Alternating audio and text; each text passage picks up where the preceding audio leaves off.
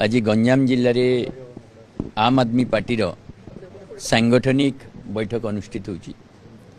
आपण माने जानिचंती जोपरी भाव आम आदमी पार्टी दीर्घ दिनरू शिक्षा स्वास्थ्य बिजुली पानीर राजनीति गोटे भारत वर्ष रे नुआ आरंभ कला। सेबेठू भारतीय जनता पार्टी आम आदमी पार्टी को नष्ट करने पाई आम आदमी पार्टी को धूलिसात करने पाई चेष्टा करिछि एवं मिछ मद मामला रे आम आदमी पार्टी समस्त शीर्ष नेतृत्व को जेल रे पकाइतिला। अरविंद केजरीवाल 6 मास, मनीष सिसोदिया प्राय 2 वर्ष, संजय सिंह समस्त जेल जाइतिले। गतकाली न्यायालय घोषणा कले जे सीबीआई जो चार्जसीट देइछि, जो मामला दायर करछि, ये गोटे कहानी, कौनसी एविडेंस नहीं।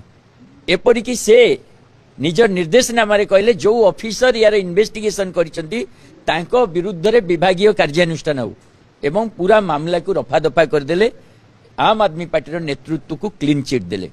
तेणु आम आदमी पार्टी जो शिक्षा स्वास्थ्य बिजुली पानी रोजगार राजनीति गोटे प्रकार विजय होईची।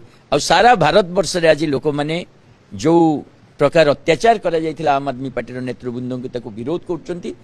आज संगठन ने जो उत्साह सारा ओडिशा रे भी विभिन्न प्रांतरू आम आदमी पार्टी पई जो समर्थन आसीची ताकू नहीं आगामी पंचायत और म्युनिसिपालिटी निर्वाचन रे पार्टी पूर्ण प्राण रे उद्यम करिवो। ओडिशावासी आशा आकांक्षा को पूरण करने एवं तृणमूल स्तर रे संगठन को मजबूत करके प्रार्थी दवाई गंजाम जिले में दीर्घ समय आम आदमी पार्टी काम करिछि। किंतु निर्वाचन कौन सेमती फलाफल आम पाइना किंतु गंजामवासी भल पाइबा पाइछु। आज रणनीति रे आगामी पंचायत और म्युनिसिपालिटी निर्वाचन पर पार्टी जो दायित्व ताकू दियाजिवो। अनेक पार्टी आज बिजु जनता दल रु किछि साथी जोग देइचंती, कांग्रेस रु किछि साथी जोग देइचंती। समस्त को आमे अभिनंदन जनाउछु एवं आगामी दिन रे समस्त मिलित मासरे भाव आम आदमी पार्टी जो लक्ष्य साधारण जनता सेवा करबा ताकू आगे न।